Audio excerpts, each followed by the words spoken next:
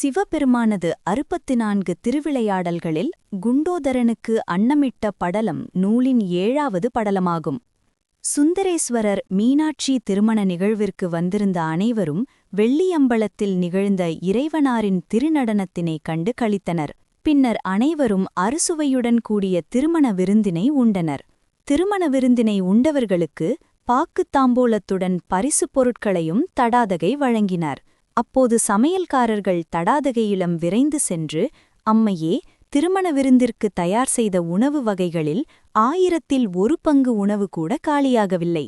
இப்போது என்ன செய்வது என்று கேட்டனர். இதனைக் கேட்ட தடாதகைக்கு, இத்தனை பேர் உணவு உண்ட பின்னும் திருமண உணவு மீதி இருக்கிறதா என்ற ஆச்சரிய எண்ணத்தோடு, அதிகமாக உணவு ஏற்பாடு செய்திருக்கிறோம் என்ற கர்வமும் தொற்றிக்கொண்டது. சமையல்காரர்கள் கூடியதைக் கேட்ட தடாதகை சுந்தரேஸ்வரிடம் சென்று, ஐயனே, திருமணத்திற்கு 30 முக்கோடி தேவர்களும் இங்கு வந்தனர். அவர்களுக்காக அறுசுவையுடன் கூடிய திருமண விருந்து தயார் செய்யப்பட்டது. அவ்வாறு தயார் செய்யப்பட்ட திருமண விருந்து உணவினை அனைவரும் சாப்பிட்ட பின்பும் 1000ல் 1 பங்கு உணவு கூட காலியாகவில்லை. வேறு யாரேனும் தங்களை சார்ந்தவர்கள் உணவு அருந்தாமல் இருந்தால் அவர்களை உணவு உண்ண அனுப்பி வையுங்கள் என்று பெருமையும் கர்வமும் பொங்க கூறினாள். தடாதகை கர்வத்துடன் கூறியதைக் கேட்ட சிவபெருமான் ஒரு திருவிளையாடலை நிகழ்த்த எண்ணினார். அவர் தடாதகையை நோக்கி புன்னகையுடன், உலகில் பெறுதற்கரிய செல்வங்களையெல்லாம் நீ பெற்று உள்ளாய். கற்பக விருட்சமும் உன்னுடைய செல்வச் செழிப்பிற்கு முன்பு தோற்றுவிடும். உன்னுடைய செல்வத்தின் அளவினை அறிவிக்கவே இவ்வளவு உணவினை தயார் செய்யச் சொல்லியுள்ளாய். ஆனாலும் அறுசுவை திருமண விருந்தினை உண்ண பசியால் களைப்படைன்றோர் யாரும் எம்மை சார்ந்தவர்கள் இல்லை என்பதே உண்மை.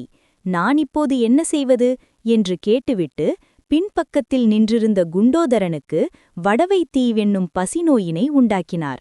பசிநோய் வந்ததும் குண்டோதரன் பசியால் தளர்ந்த உடலுடன், ஐயனே, எனக்கு பசிக்கிறது என்றான். இதனைக் கேட்ட இறைவனார், தடாதகை, எனது குடையினை தாங்கி வரும் இந்த பூதகணத்திற்கு 1 பிடி உணவு என்று கூறினார்.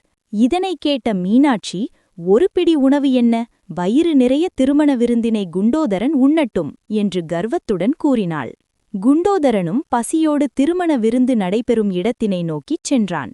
திருமண விருந்து நடைபெறும் இடத்தினை அடைந்த குண்டோதரன் அங்கிருந்த சமைத்த அறுசுவை உணவுகளையெல்லாம் ஒரு நொடியில் விழுங்கினான்.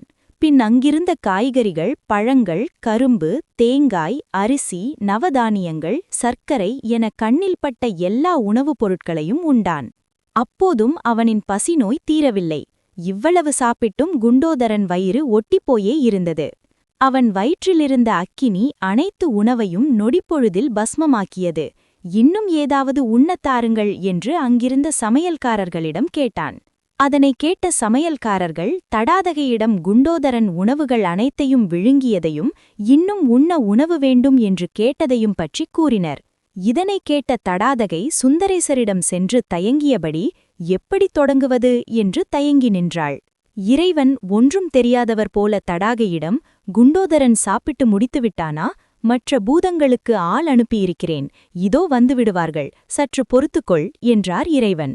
இதனைக் கேட்ட தடாகை, ஐயனே, நான் என்னுடைய செல்வத்தால் உலகத்தினர் அனைவருக்கும் உணவளிக்க முடியும் என்று கர்வம் கொண்டிருந்தேன்.